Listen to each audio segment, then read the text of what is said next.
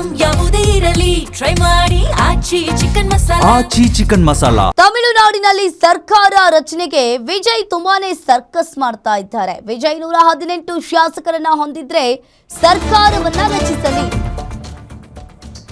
ತಮಿಳುನಾಡಿನಲ್ಲಿ ಸರ್ಕಾರ ರಚನೆಗೆ ವಿಜಯ್ ತುಂಬಾನೇ ಸರ್ಕಸ್ ಮಾಡ್ತಾ ಇದ್ದಾರೆ. ವಿಜಯ್ 118 ಶಾಸಕರನ್ನ ಹೊಂದಿದ್ರೆ ಸರ್ಕಾರವನ್ನ ರಚನೆ ಮಾಡಲಿ.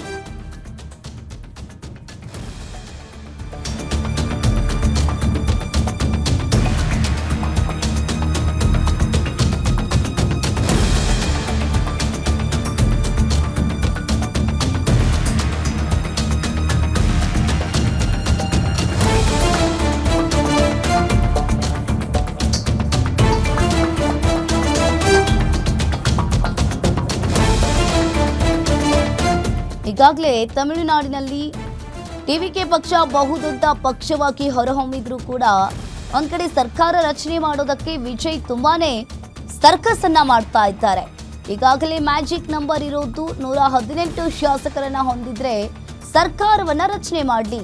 ಹಿಂದೆ ಪ್ರಮಾಣ ವಚನ ಸಮಾರಂಭಕ್ಕೆ ನಾನು ಕೂಡ ಸಿದ್ಧ ಅಂತ ಹೇಳಿ ಅಲ್ಲಿನ ರಾಜ್ಯಪಾಲರು ಅರ್ಲೇಕರ್ ಅವರು ತಿಳಿಸಿರುವಂತದ್ದು. ಈಗಾಗಲೇ ಸರ್ಕಾರವನ್ನ ರಚಿಸಲು ಯಾರನ್ನೂ ತಡೆಯಲು ಪ್ರಯತ್ನಿಸ್ತಾ ಇಲ್ಲ, ಆದರೆ ಪ್ರಜಾಪ್ರಭುತ್ವವನ್ನ ರಕ್ಷಿಸಲು ನಾನು ಪ್ರಯತ್ನವನ್ನ ಮಾಡ್ತಾ ಇದ್ದೇನೆ. ಬಹುಮತದೊಂದಿಗೆ ಯಾರು ಬಂದರೂ ಕೂಡ ನಾನು ಸಿದ್ಧನಿದ್ದೇನೆ. ತಮಿಳುನಾಡು ರಾಜ್ಯಪಾಲ ಅರ್ಲೇಕರ್ ಅವರು ಈ ರೀತಿಯಾಗಿ ಹೇಳಿಕೆಯನ್ನ ನೀಡಿದ್ದಾರೆ. ಈಗಾಗಲೇ ವಿಜಯ್ ದಳಪತಿ ಅವರು 107 ಸ್ಥಾನಗಳನ್ನು ಪಡೆದುಕೊಂಡಿದ್ರು. ತದನಂತರ ಕಾಂಗ್ರೆಸ್ ಅವರು ಕೂಡ ಬೆಂಬಲವನ್ನ ಸೂಚಿಸಿದ್ರು.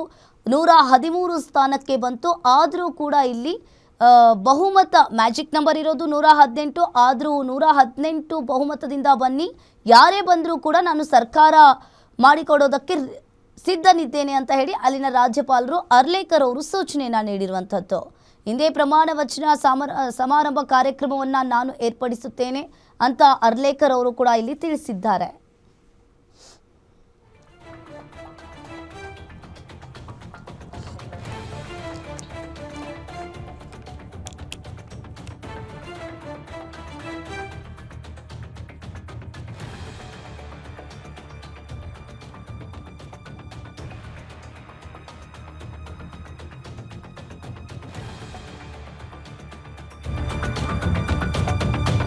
ತಮಿಳುನಾಡು ರಾಜಕಾರಣದಲ್ಲಿ ಕ್ಷಣಕ್ಕೊಂದು ರೋಚಕ ಟ್ವಿಸ್ಟ್.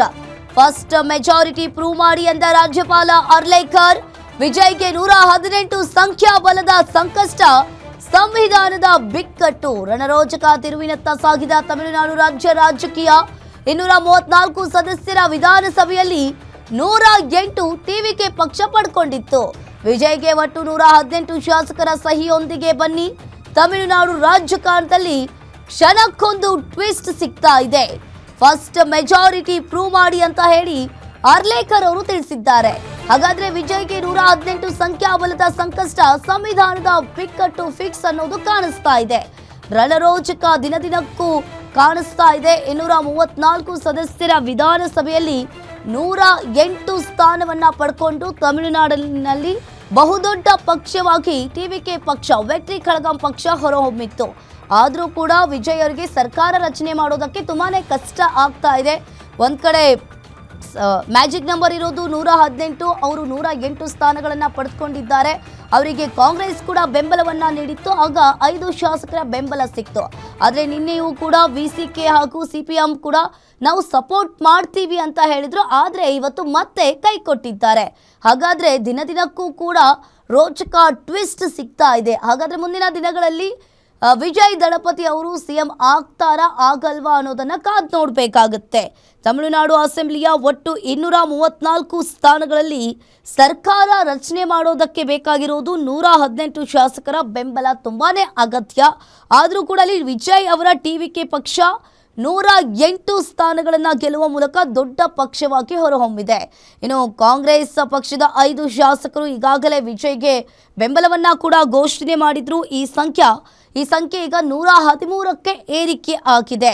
ಆದರೂ ಕೂಡ ಮ್ಯಾಜಿಕ್ ನಂಬರನ್ನು ತಲುಪೋದಕ್ಕೆ ಇನ್ನೂ ವಿಜಯ್ ಅವರಿಗೆ 6 ಶಾಸಕರ ಬೆಂಬಲ ತುಂಬಾನೇ ಅಗತ್ಯ ಇದೆ ಅಂತಾನೆ ಹೇಳಿದೆ. ಇನ್ನೊಂದು ಕಡೆ ರಾಜ್ಯಪಾಲರು ಅರ್ಲೇಕರ್ ಅವರು ಹೇಳಿದ್ದಾರೆ, ಬಹುಮತದೊಂದಿಗೆ ಬನ್ನಿ, ಬಹುಮತದಿಂದ ಬಂದರೆ ಫಸ್ಟ್ ಮೆಜಾರಿಟಿ ಪ್ರೂವ್ ಮಾಡಿ ಅಂತ ಹೇಳಿ ಒಂದು ಕಡೆ ರಾಜ್ಯಪಾಲರು ಅರ್ಲೇಕರ್ ಅವರು ತಿಳಿಸಿರುವಂಥದ್ದು. ಯಾರು ಬರ್ತಾರೆ ಸರ್ಕಾರ ರಚನೆ ಮಾಡೋದಕ್ಕೆ ನಾನು ಸಿದ್ಧರಿದ್ದೇನೆ ಅಂತ ಹೇಳಿ ಅರ್ಲೇಕರ್ ಅವರು ಒಂದು ಕಡೆ ಹೇಳಿದ್ದಾರೆ.